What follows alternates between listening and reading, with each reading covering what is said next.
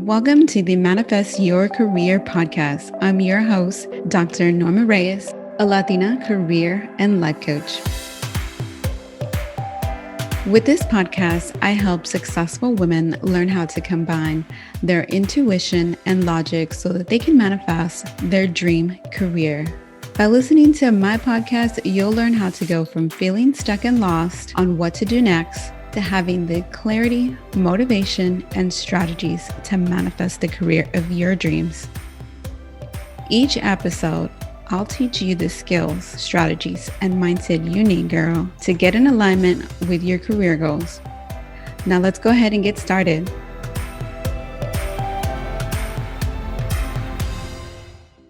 Hey guys, welcome back. This is episode 27, and today's special guest that I have is Alma Angel, and she is the author of a book called Skilled: Why Customer Service is More Than Just a First Job. And I highly recommend you guys pick up a copy, especially if you've been feeling a little stuck or just needing to have a little bit more meaty understanding of your resume.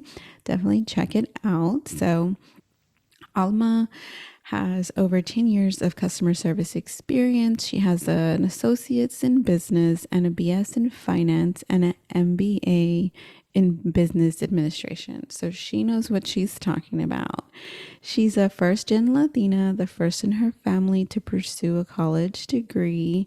So she's no stranger to hard work and perseverance, and also knowing the importance of soft skills. And that's why I'm telling you guys this book is really good to really help us be able to know that our soft skills matter when we enter the job field, because a lot of our first jobs as Latinos, Latinas is in customer service, and we learn a lot through those jobs. So super important, and I can't wait for you guys to hear her career journey. So here we go, guys.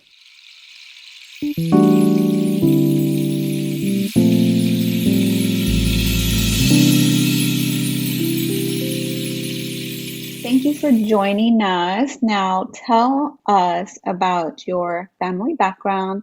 Where did you grow up and who did you live with?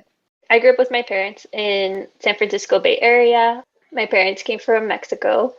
It was just me and my sister, my two parents, but my parents come from really big families. So the whole being close to your family, always having family events was a big thing growing up. I remember people always being at my house, barbecue, birthday parties. And since I was little, people telling me like at these parties, like just stay in school. Like I know we're having fun, but like, everyone was always like, you guys are gonna go farther, go farther. But it was always a lot of fun being around my family, and it was like never this, or at least I never knew there was something hanging over us. I think it was later on, a few years ago, that my dad told me that my mom was getting food stamps to kind of supplement our income when I was really little, but I never knew that we were in that situation. So I have to thank my parents for always working hard to like make sure me and my sister knew that we didn't have anything to worry about, even though we probably did, but they didn't want us to stress and worry about it. Yeah, so grew up in a nice, loving home.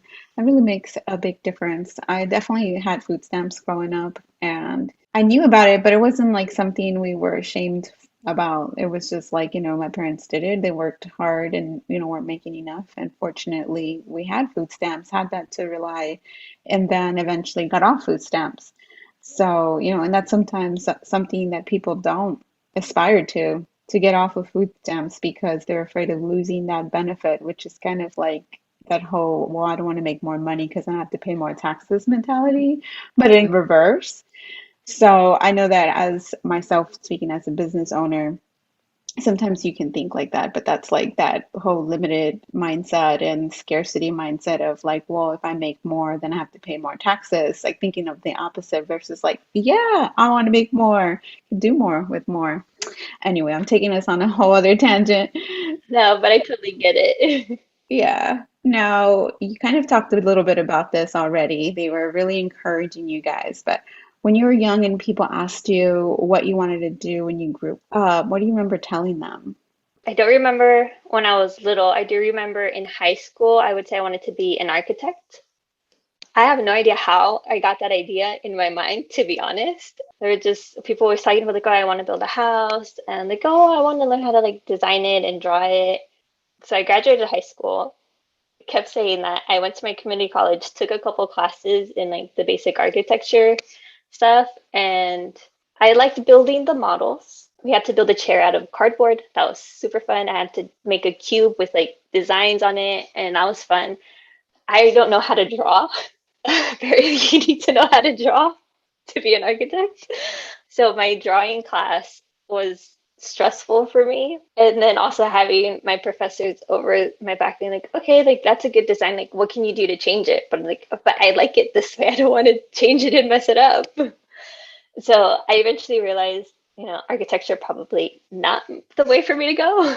Yeah, it's always interesting how like some of the ideas we get. I know once, I think in fourth grade, we had to create something that represented the career that we wanted, and I made a courtroom, and I had said I wanted to be a judge, but then somewhere along the way, I forgot all about that, and every time I think back to that, I'm like, yeah, I would love to be a judge. I'd be so fair. I think I'm a very fair person. But anyway, always just funny to think about like the random thoughts that come to us and like, why did I think that? But so, who do you recall being some of your earliest role models that you imagine yourself being like when you grew up?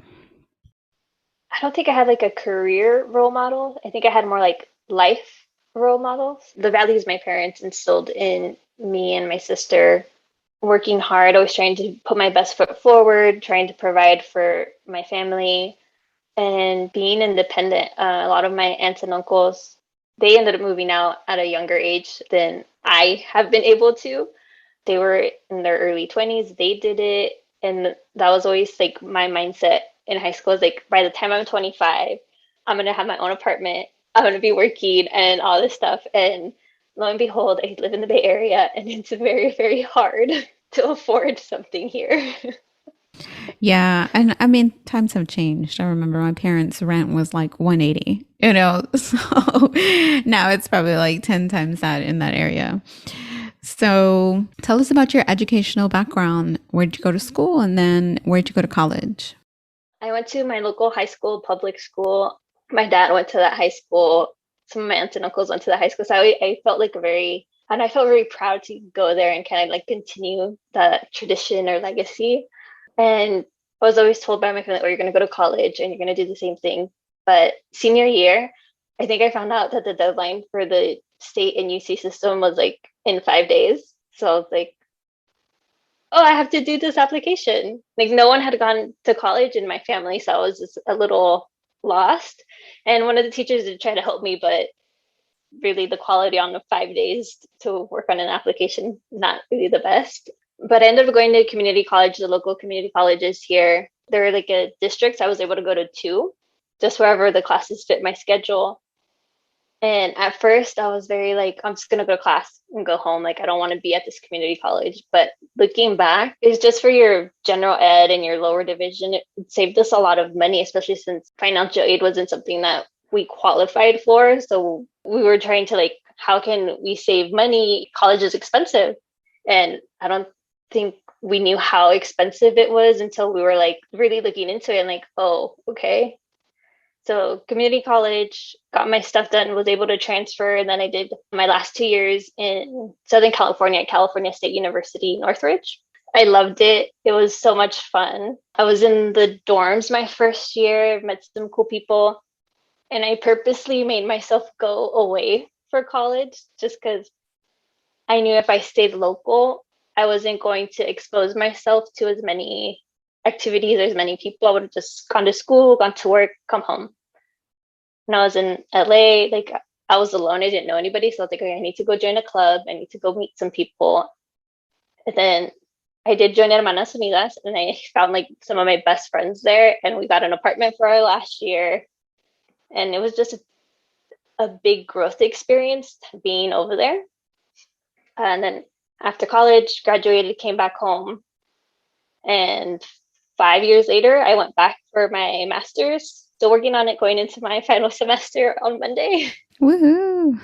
Yeah, so it's been a trajectory, but I think every way that I was going, I was learning something, and I always had my family like cheering me on and telling me like you're gonna do fine, you're gonna do great. Take a break. You need a break today. Stuff like that. That's good. That's good to have them. And it sounds like going to community college was a blessing financially for you guys. I know that for those listening, if you do qualify for financial aid, you'd be surprised to know the cutoff is like very low. I think my parents' combined income when I started college was 32,000, and I think it might have even been lower than that. And they were still like the estimated family contribution was like $2,000, and I was going to a state school.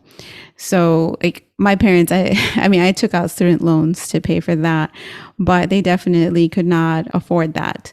I think now they could. They've definitely have still made some strides, still continued to grow in their own personal income and lives, but it's kind of interesting to know that the cutoff is like really, really low. And it's really the middle class. That's something I don't normally talk about, but it's really the middle class that kind of suffers and all that kind of thing. Like, their kids have to figure out how to pay for school because their families can't. When you're making, let's say, even 40, 50, you're just making ends meet. And it's really not enough to be able to help your child, even though you would like to. So you're in college and you're in college again, but before going to go get your master's and before you went into the field, what was your then career aspirations? My career aspirations was to work on the business side of film and television. So I said I was told people I wanted to be an architect. I eventually fell into business. So I started taking like finance, accounting, and all those classes. Decided to major in finance. So I knew I wanted to work in entertainment and films. So I was like, LA. I have to go somewhere Southern California. And I was like, it's far enough away for me to like live on campus or have to live on campus, but still be able to come home like on a weekend or something. So this is perfect. And I really wanted to work in film and television, and I would tell my friends, they're like, oh yeah, that's like what I want to do. I'm looking at these companies, and I was applying to internships and all that, but now I'm in local government. So Well, what a shift. So tell us what happened, right? Going from that mindset to then now you're in completely different. Take us along that ride. yeah, so it was coming up to graduation, and I wasn't able to get an internship with any other companies. So I was like, okay, I don't have a job here, so I have to go back home. I'm not going to be able to like live with nothing coming in. So I came home. I went back to work at the restaurant that I would work at in summer and winter breaks whenever I came home. And we eventually found out that they were looking for an intern in the economic development department for my city. So I sent over my resume. They invited me for an interview and I got it. It was a part-time position and I was learning a lot about the city, economic development. I got to interview a couple of local businesses for the newsletter and some of the local restaurants. And I just started meeting people in other departments. And I got to the point where, since I was part time, and they would just move me around to whatever department needed extra help. So I went from the city manager's office to the city clerk's office to HR. And then eventually I got a full time position within revenue services. So one of the first points of contact with customers. So I got a lot of exposure talking to people and answering their questions and just being able to respond to them in a way for them to understand what they were looking at on their bill. But I went all the way around. I just went from private film industry to the public sector dealing with people's water bills. Yeah, but I'm sure that has led you to a lot of wonderful opportunities, which I love to hear when careers just unfold in this like weird way because I don't know. I would just feel like if you're successful, you just know how to just keep going into the different directions that you get pulled. So then once you started into the workforce, how did your view change about how career development happens?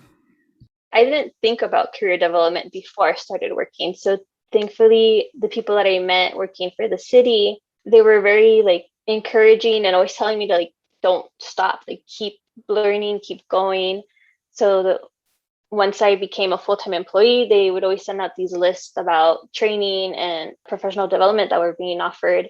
And I would ask my manager, oh, I'm interested in this one. She's like, oh, yeah, we'll schedule that so you can take this one. And then at one point, there was a lead academy training, which I didn't think I could take because I wasn't a lead in my department. But my manager came up to me and she's like, I know we don't have leads in our department, but you do take a lead in some things. So I think this would be a good opportunity for you. So she pushed me to take that training, and it was about 4 days. So that was good. So I'm thankful for having my managers encourage me to keep improving my skills. Yeah, that's great. It's great when we kind of stop ourselves, but someone else is there to help us along the way. I know that before I became a clinical manager where I work right now, I had actually like just shut my eyes off to moving up in leadership because I'd been shut down in a different company for so long that it was just like, I'm just here to work right now. I'm not concerned about that. I was still in the middle of my PhD program, 6 months in. She's like, what are you thinking about? Like when you move up, are you interested in leadership? And I was like, well, I didn't want to step on any toes. So I kind of danced around it. And I was like, well, 6 months in the company, I don't want to be like, yeah, I want to take your job. And so it was funny because she was like, well, you're not getting any younger. So I'm like, and she was like she was probably like about my age. We're like similar age. So I'm just thinking like, it was just funny. It's like the kick in the pants, and she's Cuban actually. So if you've ever interacted with a Cuban, you know what I mean. They say exactly what they mean, and they say it in a way that you're just like laughing. You're like, yes, you're right. You can't take anything they say in a wrong way because they say it so happy and lovingly and mean at the same time. So if you haven't met any Cubans, you go find yourself a Cuban to go hang out with. Just beware that it'll be very spicy, spicy conversations. But we have sometimes the universe puts these people in with us because we need that encouragement when we're just not feeling ourselves. We're not feeling that confidence. Mm-hmm. So, tell us about any networking experiences that you had or any advice that you would give anyone on that. I think the best thing for me, at least within the city where I work in, is to participate in like the company events. They would have like barbecues or even like the health fair. They would have like booths, but then they would have lunch for everyone. Like just walk up to people. Oh, I see you work in this department. I've seen you around, or just start a conversation, and then they'll start noticing you in while you're at work. And I've been able to build a reputation there. When they see me, they'll say hi. People from the different departments, and strangely, like other people in other departments are like, "Oh, so what are you gonna do? Like when you're done, where do you plan on going?" So it's important to get involved, and you should start getting involved in school clubs and all that to get you used to talking to others, to strangers, and then once you move into the professional setting, you won't be so intimidated to like just start a random conversation with someone you've never met before. Yeah, definitely. I wish I had had more practice in that. I definitely am not one to go, well, maybe now that I'm a little older, but definitely not at 20 in my, yeah. I just would kind of be the person that would be like, please, nobody notice me. I'll say hi, I'll talk. I definitely enjoy more of the one-to-one. But you just have to just be yourself, say hi. If someone's interested in talking to you, they will. And if they're not, wish them a good day and move it on. Like, don't stay in that bad energy that long. It's nothing to do with you. It's just maybe that person's in a bad mood. Yeah, when I first started, I was very shy and very scared to like approach people, especially when I was there part-time. So then they'd be like, oh yeah, they have food for everybody. I would like go get my plate and then go back to my desk. Yes, it has to be with our culture. We're just, we keep to ourselves. You don't interrupt people. You don't, bring too much attention to yourself. But we kind of have to break out of that in the professional setting. We are professionals. We're not a small child anymore. We're grown women with lots of potential. And so we need to step into that power versus like hiding from it. So what do you believe have been some of your most influential experiences so far in your career?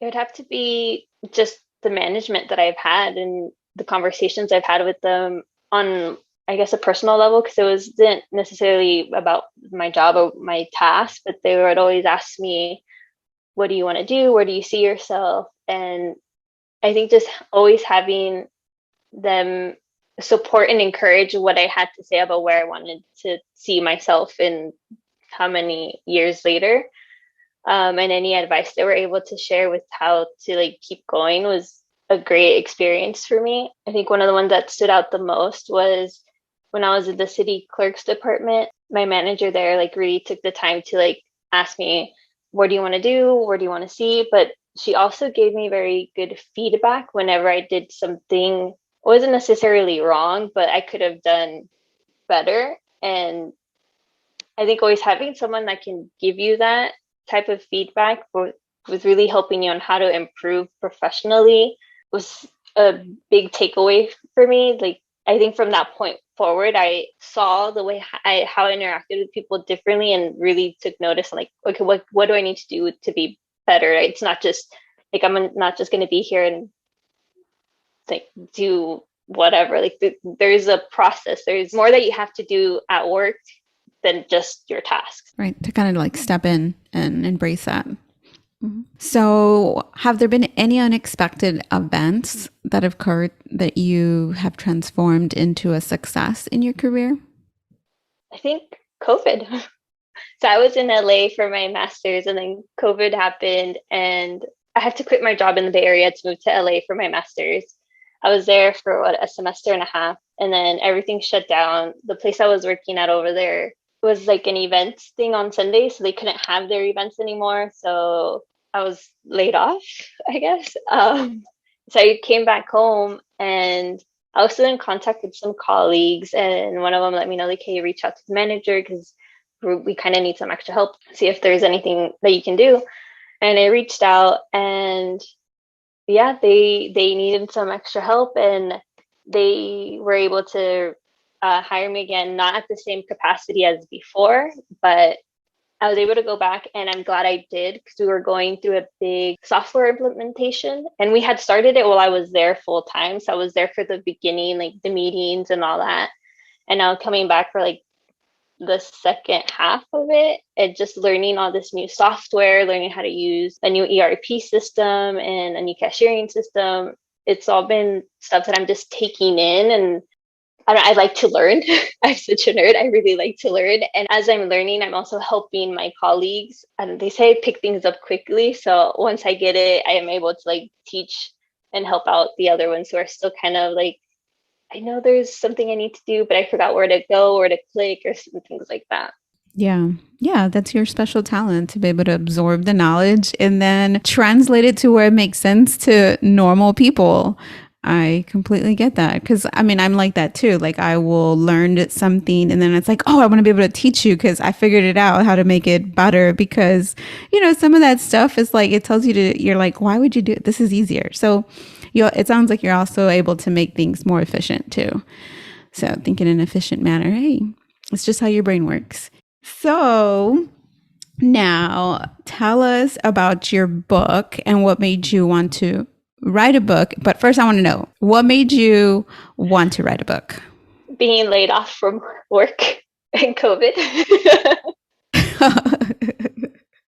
Okay. Yes, I'm sure COVID has shooken up a lot for people, but I'm not disregarding the loss of lives, but it really has pushed people to really evaluate what they're doing with their lives and, decide like, okay, I can't just wait for the right moment to embrace something. I just got to take that chance. So, all right. So that's what pushed you. And what made you want to write a book about this? So for you guys listening, her book is called Skilled: Why Customer Service is More Than a First Job. And I have a quote in the back. I'm not even going to read it. You got to get the book if you want to know what I said about the book. But yes, tell us about your book. Yeah. Well, first of all, thank you for your quote. I was very happy that you were like, yeah, I'll put a quote in there. So originally, okay, so I had been laid off and I was freaking out about like, okay, I'm going to have like this gap on my resume. Like what? And, instead of just kind of like take a moment and just be thankful that you're safe, you're healthy, and all that. I was just like, oh my gosh, my resume. So I was just like looking for programs and things that I could do, and I ended up coming across this Creators Institute, a book writers program, where he had 4 different tracks, and I had applied first to do like a video class thing, and I interviewed and I told him that I wanted to do it on like marketing and social media and for small businesses to really help like older people, like, and my parents don't have social media, and if they had a company, like, they need to learn how to use it. So that was what I was thinking. And then he told me, he's like, okay, you have a business background. I think you would be better off writing a book, and that's something that you can like build off of instead of doing like this video class. So I was like, okay, I'll give it a shot. I never considered myself a strong writer. I would get so much anxiety over my papers in college, and I was always surprised that I got like a B on my paper, to be honest. So I was like, okay, I'll do it this way. And in the back of my mind, I was like, I'm probably not going to get published, but at least I'll improve my writing. Like, that's what I was thinking at it. Like, I just want to improve my writing with this. And I was still thinking about doing like this whole social media marketing thing, but I don't have experience in marketing. I have experience in customer service. So as I was like trying to like brainstorm, and I was talking to my editor, I told her, like, I don't like, this feels inauthentic to me. She's like, okay, so then what would you like to write about? And I just took like a week to really think about it, and then it like just came to me one day. Like, I don't know if I dreamt it or woke up, and I just like had this gut feeling like I had to talk about customer service and like the skills that you gain from it and why it's valuable. Because I always saw it like when I was working at a restaurant, like, I'm just here, like, it's temporary, this isn't gonna matter, it shouldn't be important on my resume or anything. But looking back, it got me out of my comfort zone. I was such an introvert in high school. I didn't like talking to people. Like, I was very shy, very soft spoken, but it forced me to like speak up, because in the restaurant there's noise and the person's right here, but if they can't hear you, they're going to be like, what? I want this. Did you get my order right? And all that. So I ended up really liking this idea, and I started doing some research, and I found that anything out there on like customer service is always like, why does it benefit the company? Why should you have customer service? But I really wanted to focus on, why should I work in customer service? Like, why should my first job be or working at your call center? Like, I want to be over here in like the finance department working with numbers. But there's a lot of good skills and qualities to have that you learn as a customer service rep, as a server, anything in service, retail, that you take with you as you get into leadership roles. Yeah, what sounds like it was divine inspiration. That's what that sounds like. Your intuition. We'll have another side conversation about that later, because there's different types of intuition, and one of them is just knowing, right? Like, I don't know where this idea came from, and it has a special name to it. I can't remember what it's called, but maybe I'll put it in the show notes, because people will be like, what is she talking about? But I love this idea because I know myself, and probably everybody else that I know worked a customer service job, and I enjoyed a customer service job. I didn't do restaurants because I knew I didn't really want that kind of pressure, and I didn't work at a fast food restaurant either.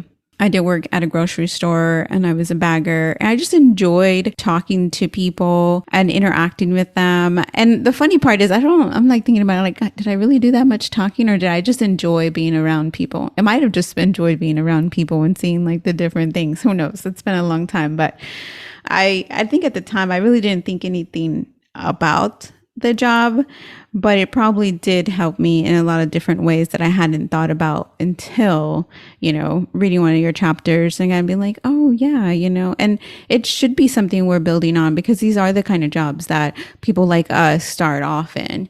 It's not an internship at some attorney office that somebody helped me get because, somebody knew somebody. And that does happen. The more affluent you become, you have interactions with other people.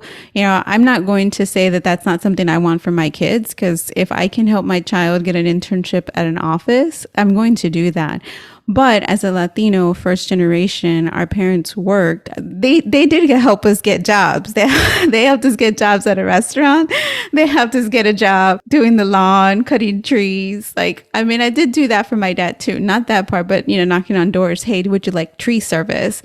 I was so scared to do that though, door to door. I still don't even know how my dad, because he still does it. He does tree trimming and he does his own business. But I'm just like, to go to a door, like, it is not in me. Maybe because I don't know. Anyway, that's a whole other topic. But, they do help us in their own way. It's not the same way that a more affluent person is going to be, but there's still skills that we're learning.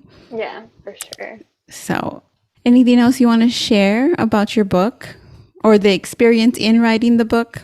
It was stressful, but I literally saw my writing improve with every story, every chapter, every draft. And I told my editor, I was like, your feedback is very helpful. Like, I know one of my professors said in college was that I'm very straight to the point. Like, there wasn't this extra stuff. So it was easy to read. And my editor gave me feedback that I need to embellish, I need to add detail and all this. And I was like, this is so not natural for me. But she always made a note of like, describe this scene more, add some detail about this person more.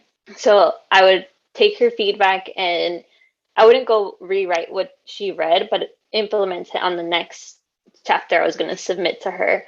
And she commented, she's like, I think you're one of the few authors I've ever worked with that actually improves and like takes my feedback and uses it on the next one. So like towards the end, she's like, you really only have to go back to your first few ones and like really rewrite those. The other ones, like you just have to like adjust or add some little detail here and there. So that's what I was thankful for the most out of it, was just really seeing my improvement and feeling more confident in my writing. I didn't think my book was going to get picked up for publishing. I wasn't even sure if I was going to submit it, but she's like, yeah, it's ready. Like, go ahead and submit it. I have an outline for your other chapters.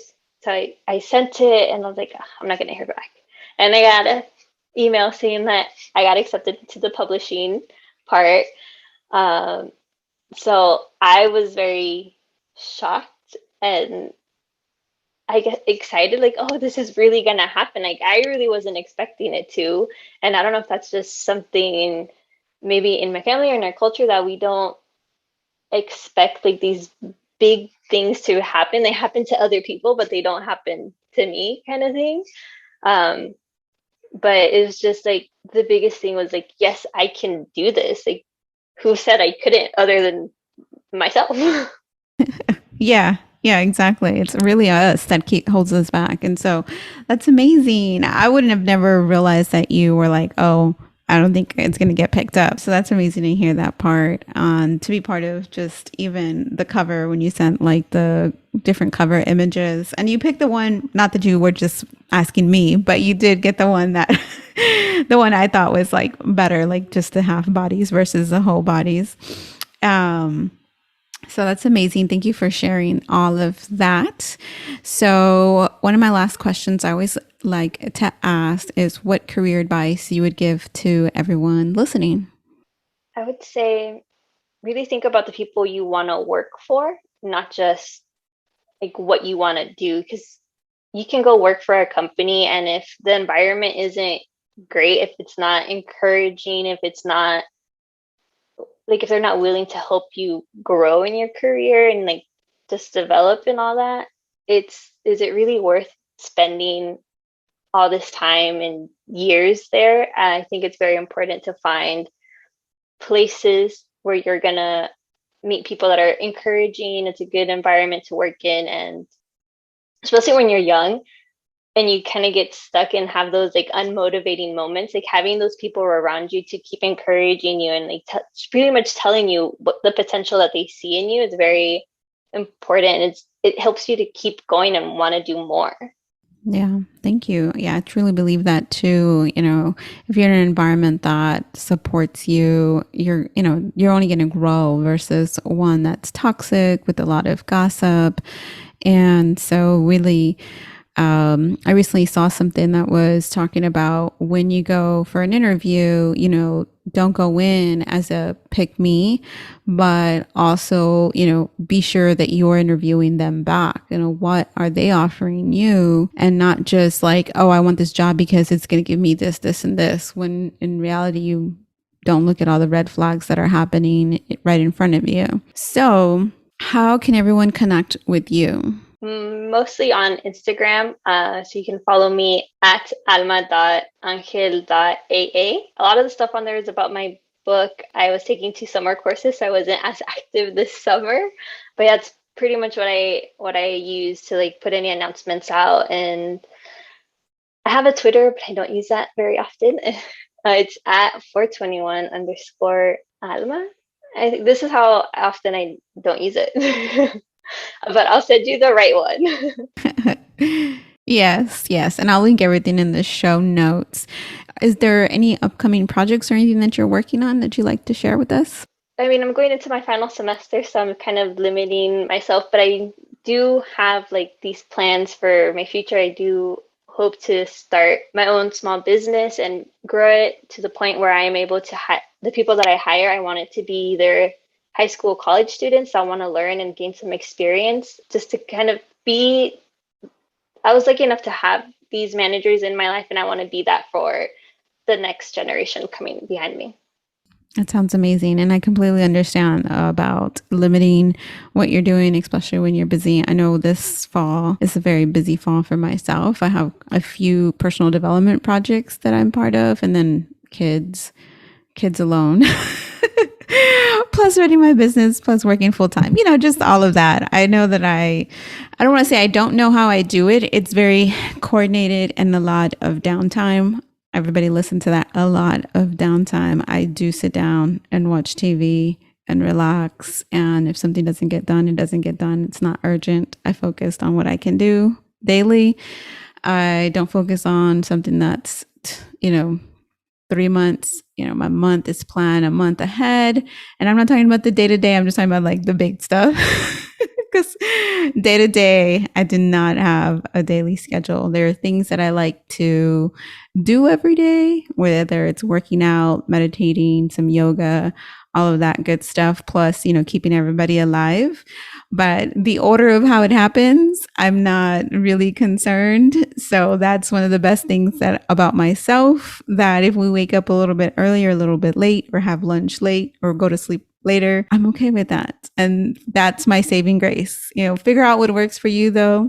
Because I know for some people, they're probably like, that's just crazy talk. I mean, I'm learning to kind of let go a little bit about that. I was always very like, I have these assignments due. I have to like spend all this time researching and writing, and I would burn myself out, and I would still try to keep going.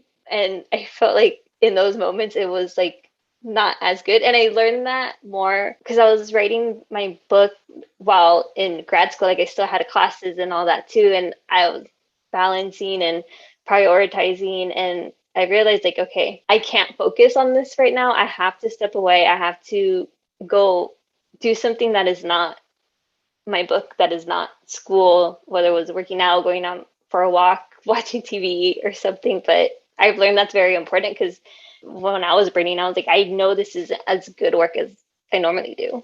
Yeah. And that's what happens if we keep trying to pour and pour, eventually there's nothing else, and that it's going to reflect in everything that we do. So definitely start pouring back into yourself before you run out. But if you've run out, it's okay. It's not the end. And that's the amazing part about us. We can recharge. We're not like a battery that's dead and that's it, fortunately for us. Well, thank you so much for being on here with us. And even though you didn't say this, I look forward to your next book because I believe there's another one in there. I hope so. I have some ideas, but I just have to like really like sit down and do the research. But I hope so. Thank you. Thank you for having me. Thank you for listening to the Manifest Your Career podcast with me, your host, Dr. Norma Reyes, a Latina career and life coach.